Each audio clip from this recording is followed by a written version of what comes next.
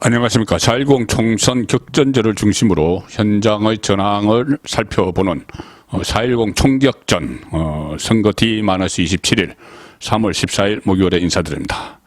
한동훈 국민의힘 비대위원장 지금 전국을 돌면서 지원 유세를 하고 있죠. 계속 격전지를 다녔는데 수도권 중심으로 격전지를 다녔는데 오늘은 낙동강 벨트로 갔습니다. 오늘 부산 그리고 김해 지역에서 지금 재래시장을 돌고 있는데 다른 지역에서와 마찬가지로 어쩌면 더 뜨겁게 열렬한 그 환영을 받고 있습니다. 부산에서는 구포시장에 도착을 해서 상인들과 간담회를 갖고 유권자들을 만났는데 역시 다른 지역에서와 마찬가지 거의 뭐 대권 주자가 간 것 같은 그런 분위기가 있다고 지금 전해지고 있고 잠시 후에는 김해로 갑니다. 김해 여기는 낙동강 벨트에서 좀 전황이 안 좋았던 곳이죠. 노무현 전 대통령의 봉하마을이 있는 곳 김해에 가서 적진에 들어가는 그런 아마 장면일 겁니다. 외동 전통시장 김해 외동 전통시장을 찾을 예정입니다. 자, 그래서 오늘 총격전 시간에는 지금 낙동강 벨트를 중심으로 전체 영남 지역의 전황이 어떤지 한번 짚어보겠습니다. 영남 지역은 과거에는 무조건 대구 경북은 물론이고 부산 경남에서도 국민의힘 계열이 상당히 다 우세했었죠. 그런데 대구 경북은 여전히 국민의힘 텃밭이지만 부산 경남 그리고 울산을 중심으로 낙동강 벨트와 또 울산 지역 그걸 포함해서 민주당이 의석을 계속 가져갔습니다. 지난번에도 낙동강 벨트만 해도 그때 9개의 선거구가 있었는데 5군데서 민주당이 이겼고 또 부산에서 다른 곳에서도 또 민주당이 승리를 한 지역이 있었죠. 울산에서도 북구 같은 경우에는 민주당이 의석을 가져갔습니다. 그런데 지금 지역구를 다 합하면은 대구 경북이 25개 그리고 부산, 울산, 경남을 합해서 45개 해서 60개입니다. 근데 65개입니다. 대구, 경북이 25개, 부산, 울산, 경남이 40개, 40석 해서 65석인데, 이번에 어떻게 보면은 이 국민의힘이 여기서 좀 압승을 거둘 수가 있는데, 선거 분위기에 따라서는 65대 0도 불가능한 것이 아니다. 65대 0 신화가 쓰여질 수 있다. 그런 이야기가 나옵니다. 왜 그러냐면은 지금 물론 전반적인 여론조사 결과가 좋게 나오고 있죠. 그리고 이 공천 파동도 민주당에 비해서는 상당히 낮기 때문에 전체적인 분위기가 좋고 또 특히 이 수도권에서 한강 벨트에서도 2020년에 비해서는 상당히 좋습니다. 물론 일부 지역은 여전히 이 정당 지지율에 비해서 일부 후보들이 부상을 하지 못하는 두각을 나타내지 못하는 오히려 한동훈 현상에 그냥 후보가 묻혀버리는 서울을 중심으로 수도권에서 그런 현상이 나타나서 조금 이 완급 조절이 필요하다. 한동훈 비대위원장의 선거 지원에 대해서 그런 목소리가 나오지만 이 영남에서는 좀 분위기가 다릅니다. 한동훈 효과로 인해서 계속 추적을 하고 있는 상황이고 특히 이번에 한동훈식 공천을 하면서 재배치라는 게 이루어졌죠. 재배치. 중진 의원들을 그냥 컷오프해서 탈락시키지 않고 김태호 경남지사를 했던 김태호 의원은 경남의 다른 지역으로 옮기고 부산시장을 했던 서병수도 마찬가지 컷오프 시키지 않고 중진들 영남 중진이 이 교체 1순위 대상이었는데 컷오프 시키지 않고 재배치를 합니다. 흠지에 재배치를 해서 민주당 중진들을 타깃으로 재배치를 하는 거죠. 그리고 또 조혜진 의원도 마찬가지로 그렇게 재배치가 됐는데 이 재배치된 곳의 성적표가 지금 현재로서 상당히 좋기 때문에 여기서 민주당의 강자들을 재배치된 국민의힘 중진들이 꺾어준다면은 65대 0도 그냥 이 허황된 꿈이 아니다. 그런 분석이 가능합니다. 일단 대구 경북은 25석이죠. 대구가 12, 경북이 13석인데 여기는 이번에는 특히 다른 때보다 더 확고합니다. 왜냐하면은 그 전에는 여기에 크고 작은 도전들이 있었습니다. 도전들이 뭐냐면은 과거에 유시민이 뭐 대구에 가서 뼈를 묻겠다 그러면서 전략적으로 출마를 했었죠. 18대 총선 때 수성을에 출마를 했는데 유시민이 그때는 뭐 민주당 간판 안 달고 무소속으로 나왔습니다. 그때 졌지만은 32.6%를 받아서 이 민주당 쪽도 가능하다 이런 가능성을 보이는데 유시민은 나중에 뼈를 묻겠다고 해놓고는 저 나중에 그 가버렸습니다. 경기지사 선거에 출마하고 그렇게 했죠. 뼈 묻는다고 하고서 그 유시민도 그렇게 어느 정도 그러니까 국민의힘 입장에서는 견제할 만한 도전자가 대구 경북에 있었던 셈이죠. 그 이후에 김부겸 전 총리는 실제로 출마를 하다가 대구에서 당선까지 됐습니다. 당선도 됐고 지난번 그 4년 전 선거만 해도 또 한 사람이 거기 대구에서 국민의힘 아성에 도전을 했죠. 이상식 대구 경찰청장도 했던 이상식 후보인데 이상식 후보가 그때 대구에 출마를 해서 25.1% 득표를 했습니다. 의미 있는 득표를 한 거죠. 민주당 간판으로. 그런데 이상식은 지금 용인 갑으로 옮겨갔죠. 거기서 그 용산 인사비서관 출신인 이원모 비서관과 대결을 하고 있는 상황입니다. 그런데 지금 이번 선거에는 과거에 뭐 유시민이나 아니면 김부겸이나 하다못해 이상식 정도 이렇게 경쟁력을 어느 정도 갖춘 민주당 후보들이 없습니다. 아예 거의 뭐 눈에 보이지가 않습니다. 그렇기 때문에 25석 싹쓸이가 뭐 예상이 되는데 단 한 군데 있죠. 어디냐면은 경산입니다. 경산.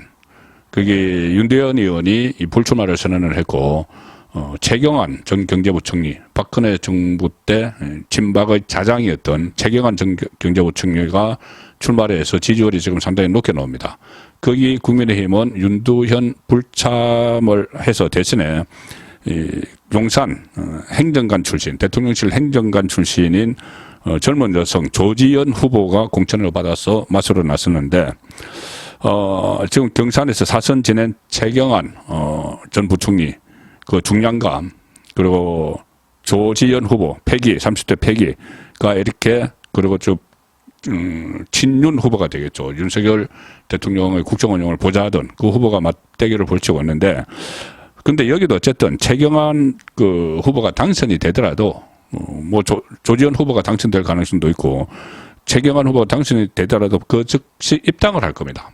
입당 국민의힘에. 그렇다면은 결국은 약간 이 결은 다르지만 25석 전부를 싹쓸이를 할 수 있다. 자, 이것이 지금 TK의 상황입니다. 그러면 나머지 40석이 걸려 있는 부산, 울산, 경남도 살펴봐야 되겠죠.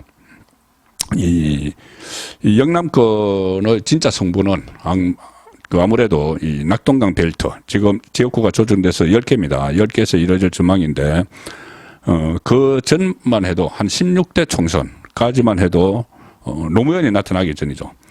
이 부산 경남 지역도 TK와 마찬가지로 보수 텃밭 이미지가 강했는데 노무현 등장 이후로는 김해 노무현의 고향인 김해의 영향으로 김해 그리고 양산 그리고 그쪽에서 가까운 부산 북구, 강서구, 사하구, 사상구 이런 낙동강에 접한 지역에서 진보 좌파 후보의 강세가 나타나기 시작했습니다. 그래서 16대에는 그때는 이 낙동강 벨트 선거구가 7개였는데 그때 한나라당이 싹쓸이를 했죠. 7개를. 근데 그 다음에 17대 총선에서는 노무현의 열린우리당이 등장을 합니다. 그래서 노무현의 열린우리당, 노무현은 원래 부산 쪽을 정치적 기반으로 가지고 있었죠. 노무현이 그때 바보 노무현 이런 이미지도 심어졌습니다. 부산에서 계속 출마를 하면서. 노무현이 만든 열린우리당이 3석을 가져갔습니다. 그때부터 시작이 됐죠. 이 진보 좌파 진영에도 부산 경남에서 의석을 가져가기 시작했습니다. 물론 그 과거 오래전에는 뭐 민주당 계열이 많이 당선되곤 했지만 그것도 뭐 TK도 마찬가지입니다. 과거에 안동 지역에서는 또 민주당 계열이 당선됐고 중선구 구제에서는 그런 일이 있었지만 그 이후에 다시 이 진보 좌파 진영이 낙동강 벨트에서 의석을 차지하기 시작한 것은 열린우리당 노무현 정부 시절 때부터죠. 그러다가 4년 전에 21대 총선 낙동강 벨트는 민주당 5대 미래통합당 현재 국민의힘이죠. 미래통합당 4 이렇게 됐는데 이번에 국민의힘은 중진들을 재배치하면서 이 낙동강 벨트도 다시 찾아오겠다 이런 전략을 짰습니다. PK 전석 확보를 노리고 있는데 가령 김태호, 서병수, 조혜진 의원을 부산 경남 양산을 김태호는 양산을 김두관이 있죠. 김두관 같은 경남도지사를 지낸 김두관이 있고 그다음에 서병수를 부산 북갑 전재수 재순의 전재수가 있는 부산 북갑으로 보냈고 조혜진도 경남 김해을 김종호 의원 지역구로 보내서 지금 판을 흔들고 있습니다. 그런데 실제로 판이 흔들리는 모습이죠. 민주당은 4년 전에 후보 중 7명을 이번 총선에 다시 내보내서 이제 맞대결을 하는데 최근에 여론조사를 보면은 판이 흔들리는 것이 느껴집니다.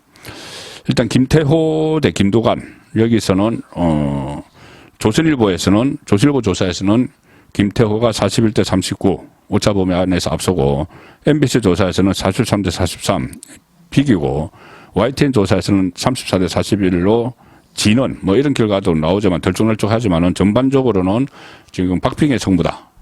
그리고 어느 조사에서는 김태호가 또 아주 앞서는 것도 있습니다.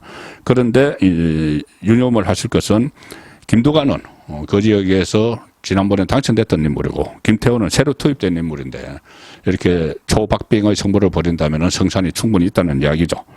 서병수 대 전재수 뉴스원 조사에 의하면은 서병수 41, 전재수 48 여기도 마찬가지입니다. 전재수 의원이 재선을 한 지역인데 새로 지역구로 바꿔서 나갔는데 이 정도까지 이것도 오차범위 안에 있죠. 따라 붙었다는 것은 가능성이 있다는 이야기고 조혜진 대 김종호 여기는 오차범위 안에서 조혜진이 앞서고 있습니다. 오히려 지역구로 옮겼는데도 경남신문 조사에서 39.8대 36.7 조혜진 39.8 김종호 36.7 이렇게 앞서고 있는 상황입니다. 그리고 이 낙동강 벨트 쪽은 아니지만은 이 다른 지역에서도 이 민주당 현역 의원들이 흔들리는 그런 상황이 보입니다. 사하갑 같은 경우는 민주당 최인호 후보와 이성건 국민의힘 후보가 리트 매치를 벌이는데 지난번 21대 때 국민의힘 이성건 후보가 697표 차로 아깝게 졌던 것이죠. 지금은 전반적인 분위기가 좋기 때문에 충분히 복수를 할 수 있다. 그런 전망이 나오고 있고 울산 북구는 이 박대동 국민의힘 전 의원이 출마를 하는데 여기는 민주당과 진보당이 그때 야합을 했죠. 그래서 민주당이 후보를 안 내기로 했습니다. 진보당에서 윤종호라는 전 의원이 출마를 했는데 여기에 원래 민주당 의원이었던 이상헌 본인도 모르게 그냥 자기 지역구를 진보당에 줘버리니까 여기 반발해서 무소속 출마를 선언을 했습니다.